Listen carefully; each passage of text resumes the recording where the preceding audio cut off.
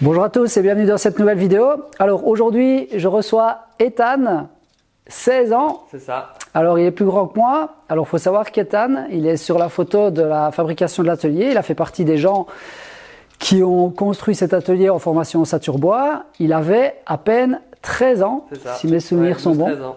Voilà, donc toujours amoureux du travail du bois, je suis heureux de lui avoir transmis cette passion et donc là maintenant il fait ses études comme menuisier, donc c'est sa 3e année à l'école de menuiserie ici à Don Bosco et il doit effectuer un stage en entreprise et donc il va passer 3 semaines avec moi.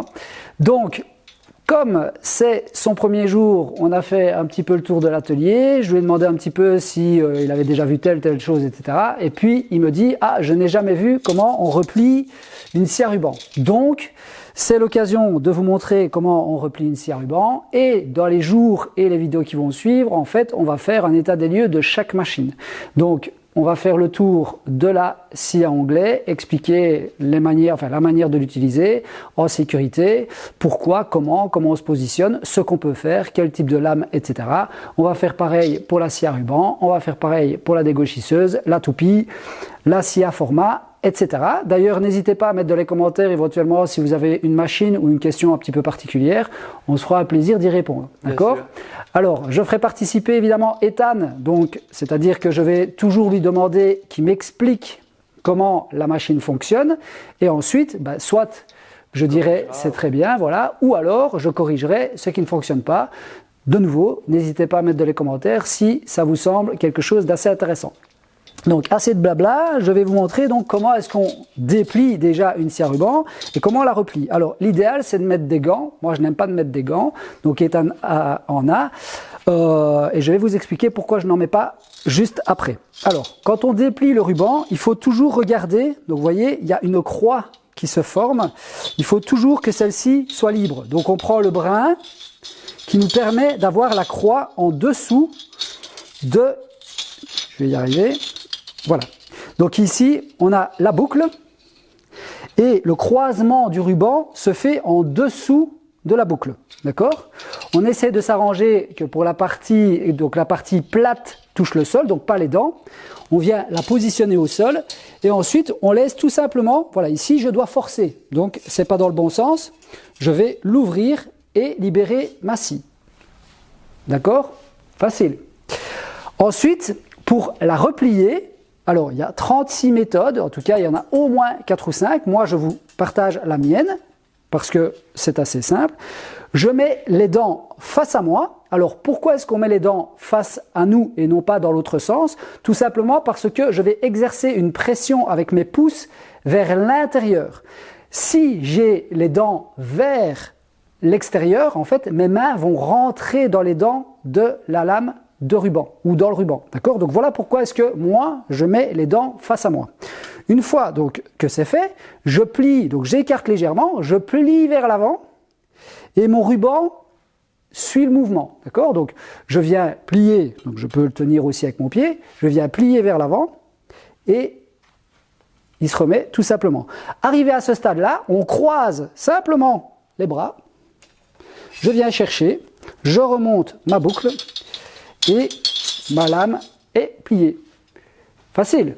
Donc Ethan va nous faire sa petite démonstration. Allez.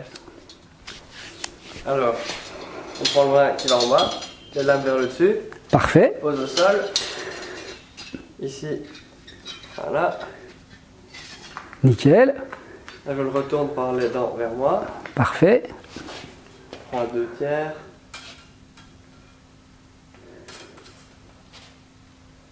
Nickel. Et voilà, croisez les bras. Okay. Moins facile avec les gants, hein. Ouais. Voilà. Voilà. Comme un chef. Donc, comme vous voyez, assez simple, un petit coup de main à attraper, hein, évidemment. Ouais. Mais sinon, voilà, tout simplement. J'espère que je vous aurai montré comment replier un ruban. Je vous ai présenté Ethan, donc il va passer 3 semaines avec moi et donc vous verrez quelques vidéos avec lui, quelques petites astuces minutes, on va continuer. On est reparti, donc je vous souhaite à tous une bonne soirée et vous dis à demain pour de nouvelles aventures. Salut, salut. Voilà, voilà, tu vois, pour montrer Mais tu n'as pas besoin de te mettre si près, hein. C'est juste pour qu'on voit en gros plan. Donc là, on voit bien, là. Ah ouais. Donc ici, on voit bien que la boucle est derrière. Donc elle est croisée, mais elle est derrière le ruban. Si maintenant, je retourne celle-ci, je suis pareil, mais seulement les dents sont vers le sol. Donc je ne suis pas bon, d'accord? Donc, si maintenant je prends le brin du milieu, on voit que la boucle est au-dessus. Donc mon croisement, il est au-dessus de cette boucle-là. Il doit être en dessous. D'accord? Donc là, il est en dessous. Voilà, tout simplement. Ça, c'est pour l'ouverture. OK? Donc, je vais essayer de vous la remettre. Voilà, hop. Hop, là, je suis en train de faire des nœuds. Hop, voilà. Donc, j'ai ma boucle qui est en dessous. La partie lisse qui doit poser au sol. Donc là, à mon avis, tu peux reculer un petit peu, Ethan. Une fois que ça, c'est fait, hop, là, je sens que je force. Donc, c'est dans l'autre sens. Et là, elle s'ouvre toute seule. Pour la refermer, vraiment très simple. Donc comme je dis, poser, on écarte à hauteur des épaules, on pousse comme ceci avec nos pouces vers l'avant et en même temps on descend. Donc on pousse et on descend. Là on est bien à plat et il n'y a pas besoin de forcer ou quoi que ce soit pour essayer de tordre. Non, on croise les bras tout simplement. Une fois qu'on est arrivé à ce stade-ci, on relâche, on vient rechercher le brin et on a refermé l'acier ruban. Voilà!